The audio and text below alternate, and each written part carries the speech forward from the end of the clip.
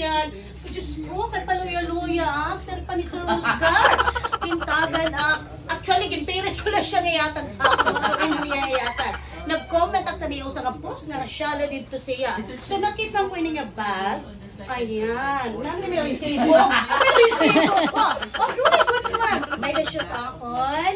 Remembrance. Diri lang itong mga bebe love. Siyempre, ang sikat ng gourmet. Pens Gourmet. Ayan. Dito sikat ini.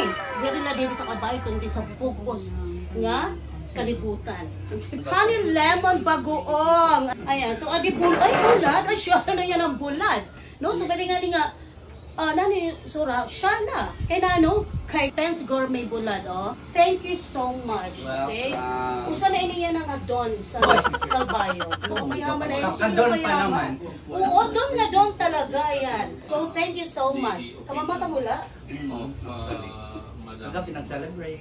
Just woke up. Kagabi nag-celebrate. Pero fresh lagi hapon. Okay, tanong ko na ini. Pwede ni balik niya. Siyempre ako na ini isusura. Kapitlak didi kay si Pen nag-message. Ibigit ko la siya. Kasi siya ay paloyo-loyo ako na pakadina. O yan, sarang kumali. Thank you!